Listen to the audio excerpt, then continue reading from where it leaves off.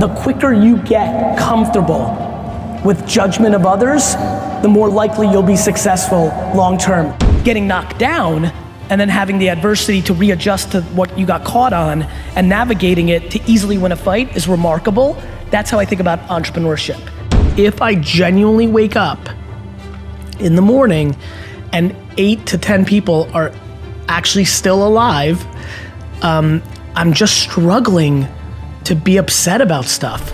Top 10, I got a top 10. Got my motivation high for my top 10. Gotta learn from the wise women and men. All my life, like 9 to 9. For my top 10, top 10, 9 to 9. This one's for my top 10.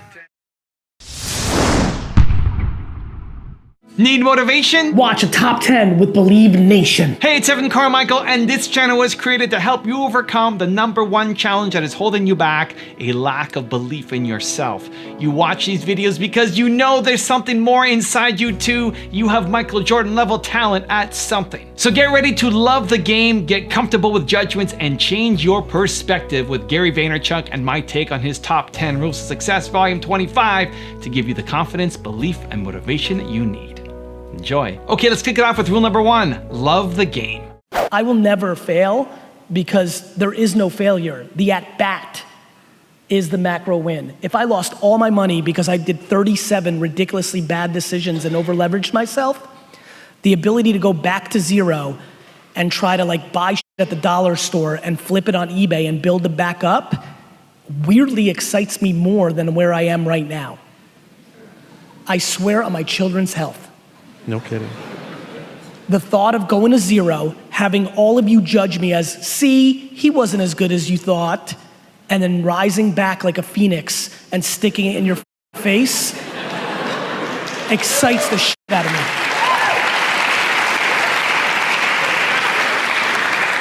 I believe that right there is the definition of entrepreneurship. It's when you love your game more than what the game gives you. That's why I like losing. The game told me I lost. Respect to the game. Rule #2, get comfortable with judgments. When you're 10 years old, confidence is a very funny thing. You're still forming as a human, but the reality is if you're twitching and you're over responding to how many subscribers you have or what your friends in school are saying, you're not going to be able to be successful. And so you're lucky, Giovanni, to be able to start this process now, not when you're 45 years old. The quicker you get comfortable with judgment of others, the more likely you'll be successful long term. The way to get your confidence up is to start enjoying the pushback, is to start enjoying people say that you can't, is to start enjoying the judgment of others who don't understand. If you're not comfortable in your own framework, you'll never succeed. Rule #3, change your perspective. And I think the thing that I'm conscious of is off the screen, I'm real happy too, right? Like, you know, I think one thing that's really been interesting is as awareness around an individual grows, a level of responsibility comes along with it. I'm definitely at a point right now where I'm really being thoughtful of like, look, there's a lot of eyes on me and a lot of people who are not happy are putting their eyes on me and I'm helping them through that. And I need to be hyper sensitive in my own self of articulating things that I'm unhappy about. But what's been really interesting is I've been really on this kick for 6 or 9 months. I'm struggling to be unhappy because I've come to realize it's unbelievable how simple my life is. If I genuinely wake up in the morning and 8 to 10 people are actually still alive, I'm just struggling to be upset about stuff. I don't know what else to say. I struggle with, my perspective on life is very simple, which is it's such a blessing. It's so rare, you know? Last time we were here, I made a video with you guys, and in there, I talked about the 400 trillion to 1, and in that micro piece of content, which I've chopped up and used, it's one of my most successful piece of content ever, happened in this building a couple years ago, And I've always internalized it. I finally articulated it a couple years ago, and I continue to internalize it, which is I am happy because I'd like somebody to sell me on what to be upset about. Rule number 4, take risks. I'm not sure anybody is taking enough risk from 20 to 30. Yeah. It is the most interesting thing that I've been thinking about, which is it is never more practical to be disproportionately risky than from 22 to 30, yet everybody goes the other way because now they're the real world and it's time to prove something to their parents, to themselves, to everybody else, and everybody goes conservative. It is a huge mistake. We need to flip it upside down. Everybody should go ham from 22 to 30 and do a ton of ridiculous shit and figure themselves out. But on your own dime, not your parents. There's the parents clapping. So how I think about it is you should go and be rogue and get to know yourself and taste shit from 22 to 30, but you have to live by the ramifications of doing that. And the cost of entry of that is living with 4 people in a studio apartment, eating dog shit food and not having fancy shit. When you go and do that, but you're being subsidized by your parents, then you're living in a fake environment and you're super. Also, if you want to have more motivation, self-love, and confidence, check out my 254 series. They're free. The links to join are in the description below. My ability to only be comfortable in massive chaos has been my biggest asset as an entrepreneur. Like, I would never take a f***ing note. Like, that scares the piss out of me what these 3 people are doing right now. In a success world, please understand that success is happiness, not net dollars in. I really think mindset is everything. And so you've got to really decide, are you gonna be positive about things or negative about things? Rule number 5, chase attention.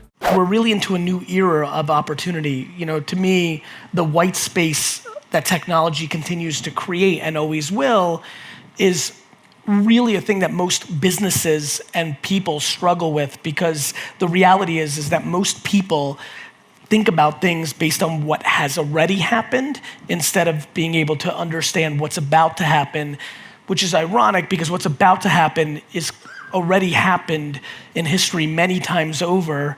It's just you have to understand the pattern recognition and deploy it against the current state. And so for me, if you understood that jargon, for me, what is really interesting is that no matter who you are in this room today, the one thing I know we can talk about is attention of the person you're trying to reach. My entire career, I've come to realize, has been pretty simple. I've been chasing the attention of who I'm trying to reach, and that has worked for me since I was 6 years old. You know, probably my favorite entrepreneurial story for me, about me to myself, like in my own head, is when I started my lemonade stand business, I manipulated my friends to work the lemonade stands themselves. I kind of scoured the streets of Edison, New Jersey. And if you think about how sick or interesting what I'm about to say is, it was interesting to me. It was fun for me to stand on the grassy knoll or on the corner and spend hours watching cars drive by to try to figure out which tree or which pole was the best one for me to put my lemonade sign on to sell more lemonade. That was intriguing to me. That was exciting for me.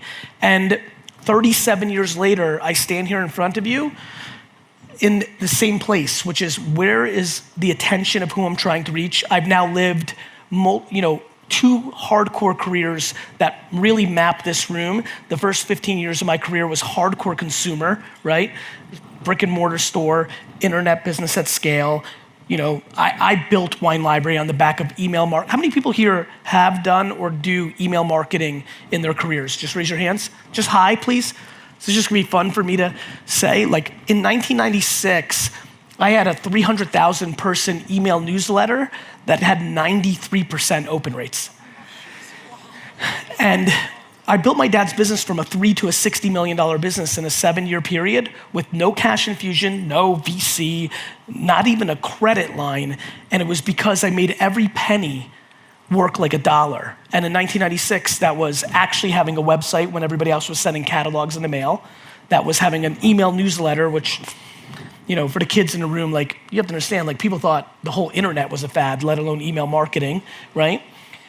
And then later, the one that really scaled me, which was the day Google AdWords started, I bought ads at 5 cents a click and owned every wine term in the world. And it's really interesting, at some point I'm gonna mention this. I would argue that one of the things that drives me tremendously is the great miss of my career during the great success of my career. I was so right about Google AdWords, but I'd never been through a pattern of buying very underpriced attention at scale that I didn't spend enough money on Google AdWords. Like when some of you, and I know some of you that I know well, like when you hear 3 to 60, I'm very proud of that, but genuinely, I know I left 100 million in revenue on the table because I did too much direct mail, radio, television, outdoor, a mix of media. When it's funny to say this in Vegas, I don't play poker, but there's something that's very easy to understand. When you have the best hand and you know it, you go all in. I knew I had the best hand with AdWords. I just didn't, like, let me rephrase, in hindsight, I had the best hand. I knew it was great, I just didn't know how great it was. And so you can imagine when consumer, mobile, social, internet came along, the pattern recognition that I learned about email, which then became about Google AdWords, then I started legitimately one of the first 10 long form YouTube shows in the first months of YouTube, which was a 20-minute show of me tasting wine. Best gig I ever had in my career. I sat in front of a camera for 25 minutes, drank 4 bottles of wine, and it completely changed the course of my career. Rule number 6, be accountable. Like, I think that's right, but I think right now we're in a very convenient state and everybody's throwing around judgment and blame like it's free. And we need to, I feel a huge sense of responsibility to articulate accountability, lack of entitlement, and positivity because I believe in it. Yeah. And I understand, by the way, it's funny, there's a very interesting thing going on here right now, which is there's an extraordinary amount of people that are content or happy, they just don't communicate, right? Like, negativity by nature is louder, has always been. Your grandmother who's miserable was louder than your grandfather who's content. The problem is now words are being documented at scale. This has always been the way. There's nothing different right now. It's just that we can't look at our grandmother's tweets. If we could. I mean, my grandmother was one of the most super negative people I've ever come across in my life. In my life. Just unbelievably negative. Everything was negative. Every good thing that happened was a conspiracy theory. And I used to be mad at her, and then I had to remind myself as I got older and more thoughtful, I'm like, this is a woman who lived in the Soviet Union, who went through World War II, and who saw some shit, and who lost her husband, and who had because I knew my great-grandmother too, had a negative mother. And like, you become more empathetic as you become more thoughtful, but sure. It doesn't take away from the fact that my grandma would have been spitting venom on Instagram if that shit was around in 1957. And so, like, I think we need to get into some real conversations, and right now, the conversations are lazy. Social media is bad. It's Apple's job to restrict it, and that's cool. I'm like fine with a level of like platform and government involvement. I'm fine with that, but like, you'll always be disappointed if you think some big force is gonna save you. Yeah. You'll always be disappointed. So just solve it for yourself. Rule number 7, ignore the opinions of others. Let me tell you something about the market. The market is incredibly talented. You are over analyzing their inability to not know the truth. You mean the market? The net market.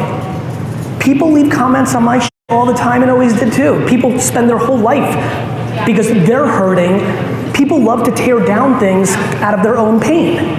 You have a human or 2 or 5 or whoever this group is, most likely a very small group of 1 or 2 people who are so hurt. It's their life mission. But I'm gonna try to help you.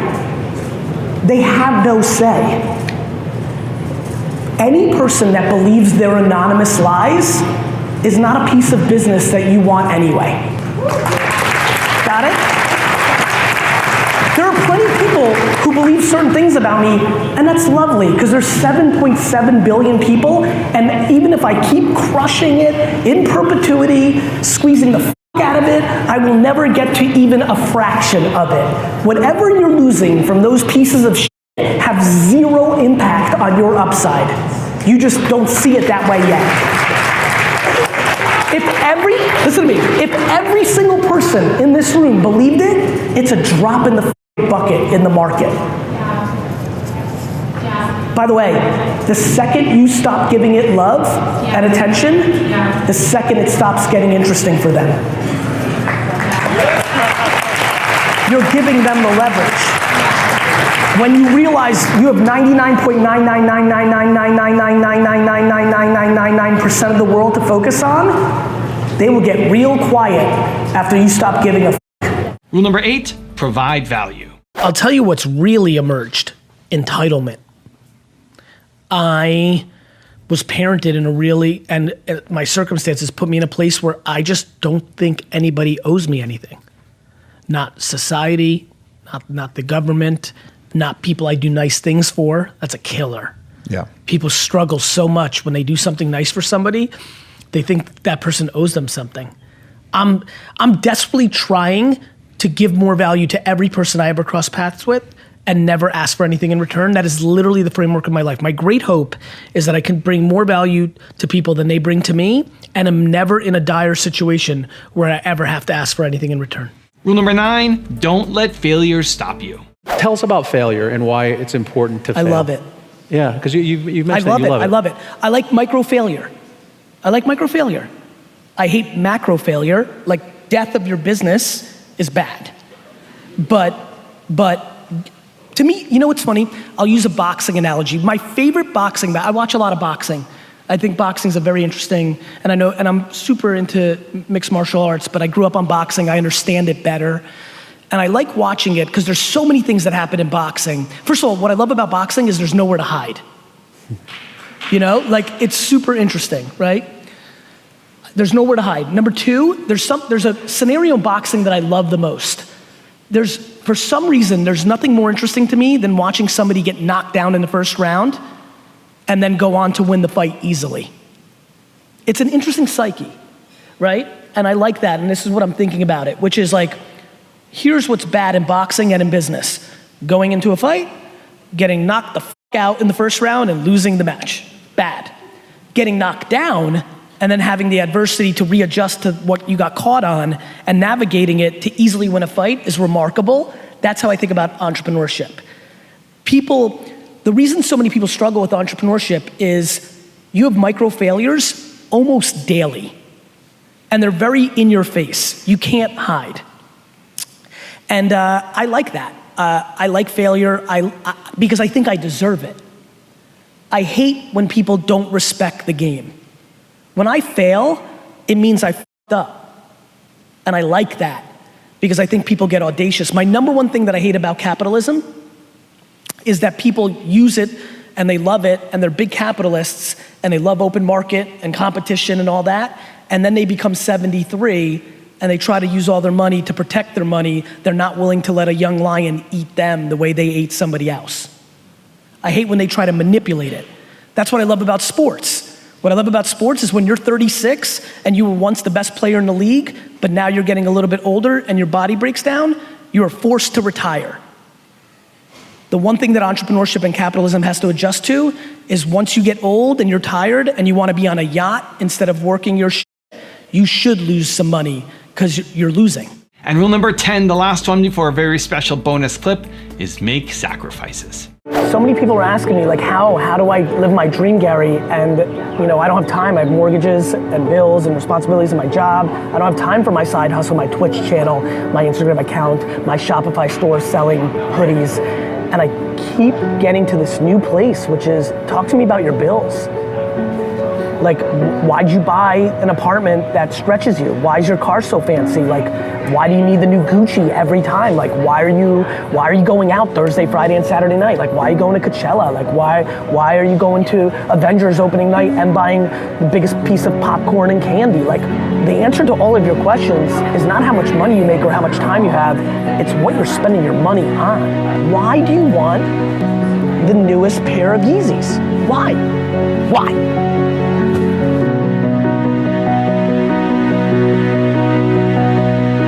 You're not entitled to your dream. You're not entitled. Nobody's entitled to be an amazing dancer. Nobody that tours the world and gets to dance and open for Beyonce and make $580 a year and live it and go to Monaco on the weekends. Like, it's not how it works. Everybody starts at zero. Some people start at different places, but anybody who does it for themselves has to sacrifice. Like, yes, like, move. Like, my city's expensive, move. Like, my car payments are high, sell your car and buy a piece of car, take the bus. This is dreams we're talking about. We're talking about dreams. We're talking about, like, I want to be a professional gamer. We're talking about, I want to get paid $200,000 to give a speech. We're talking about shit that isn't normal.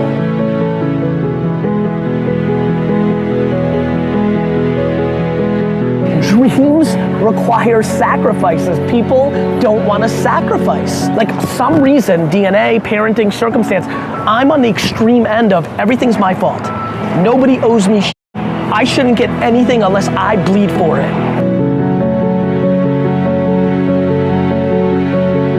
It's one big framework, D-Rock, of self-esteem, lack of self-esteem / insecurity, entitlement or accountability. It's these huge things. I'm not judging people other than I'm asking people and I'm bringing up a different debate that isn't being talked about a lot, which is, why do you want to go to Coachella? That's what I'm interested in. Now I have a special bonus clip from Gary on how to balance your expectations that I think you're gonna enjoy. But before that, it's time for the 3-point landing questions. Let's go from just watching a video to taking action. Here we go. Question number 1. What failure did you have that you won't let stop you? Number 2, whose opinions do you need to ignore? And number 3, what's the perspective change that you need to make? And if you promise to take action after watching this video, give me a hashtag believe down in the comments as well. We don't just watch videos here, we do something about it. So write hashtag believe, keep that promise to yourself, and then get to work.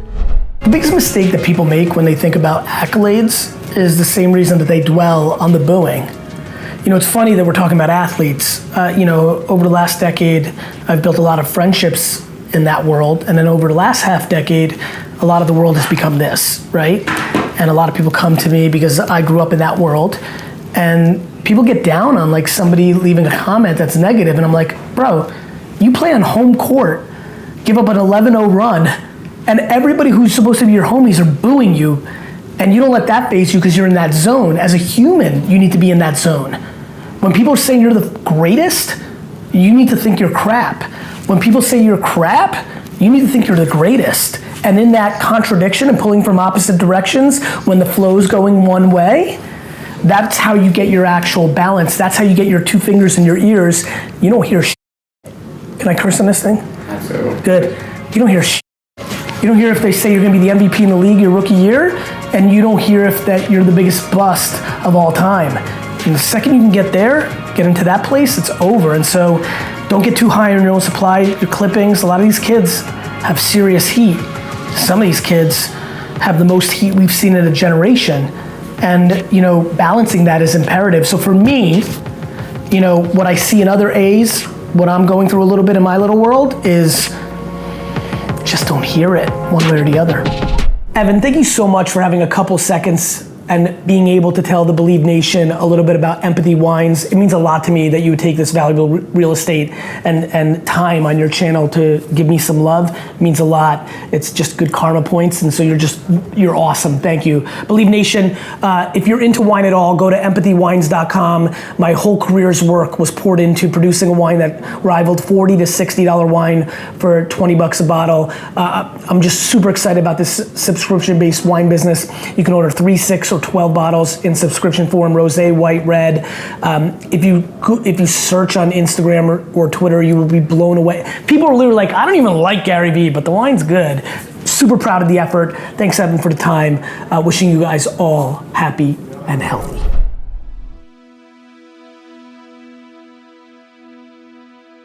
If you want to see the top 10 I did on Tony Robbins, check out the video right there next to me. I think you'll enjoy it. Continue to believe, and I'll see you there. What is it that's going to truly fulfill you? Getting things is not going to make you happy. You want clients for life, not just customers. They want you to supply them more information.